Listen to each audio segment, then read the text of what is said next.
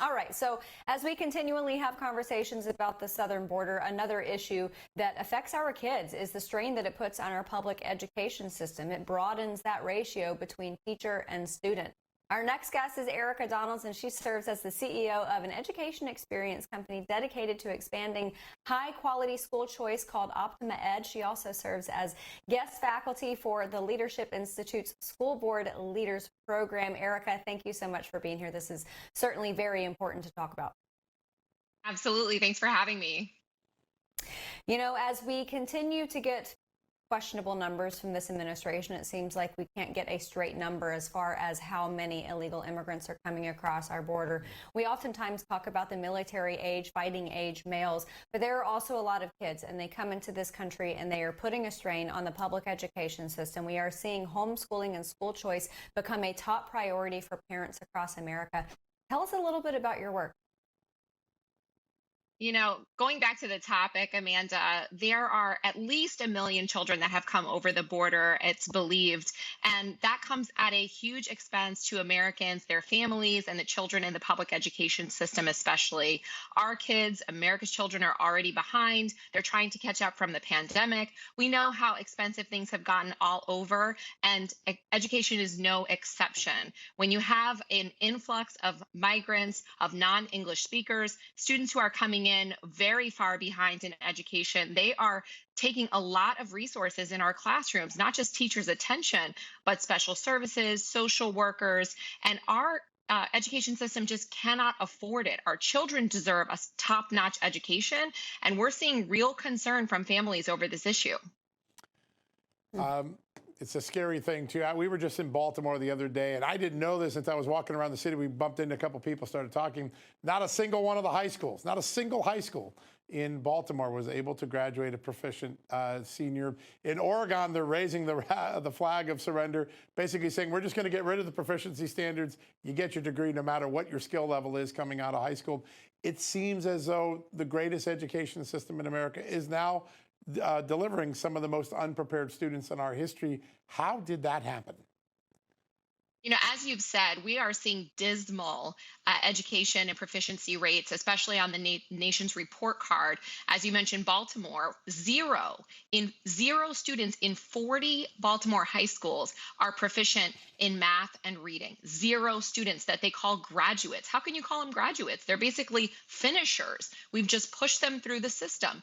In New York, we're looking at 38% of 3rd through 8th graders who are proficient in math.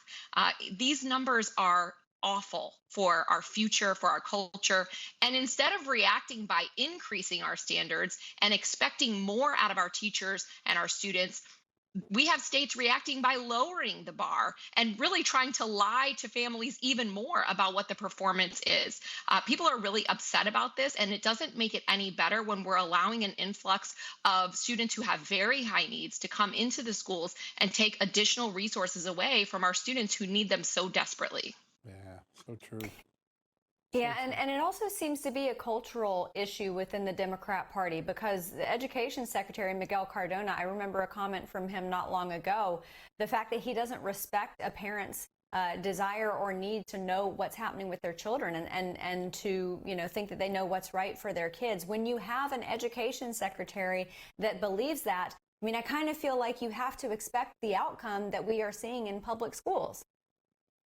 It's absolutely right. You mentioned our work at Optima Ed. We are on a mission to make a high quality classical education available to every family, tuition free, using school choice, education freedom, public funding that should be available for every family in our country to take those education dollars and use them how they see fit. We've seen great results in our classical academies, both in person and Optima Academy Online, where we are serving students all over the country who do not have access to a high quality education.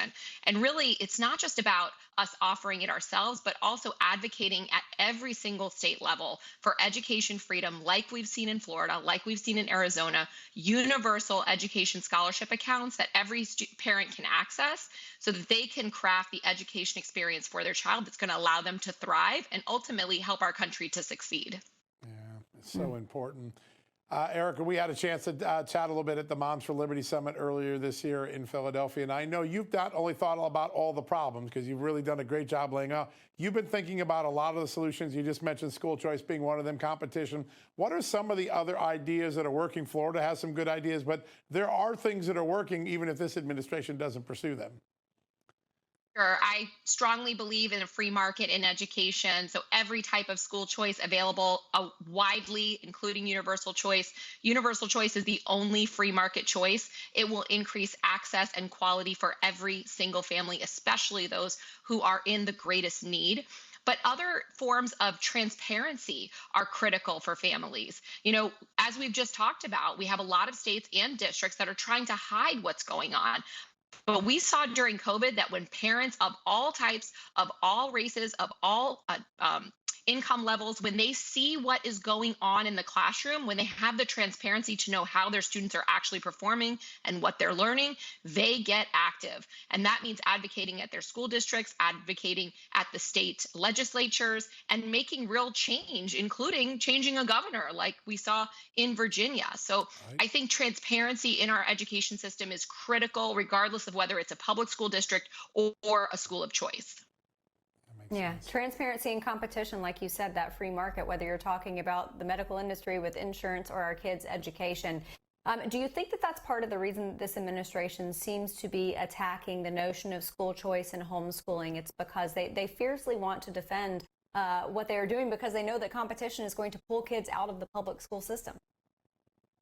That's right. I find it always funny that when they say that school choice is going to destroy public education. Well, why would giving a parent an option destroy public schools? It destroys the monopoly of public education, not public education itself. Yeah, great point. Right. Yeah. Great point. I think they're just saying the quiet part out loud now, and they just really can't deny, their motives on it all. Erika, we greatly appreciate your time. Thank you so much for being here, and thank you for what you are doing. It's extremely important. My pleasure.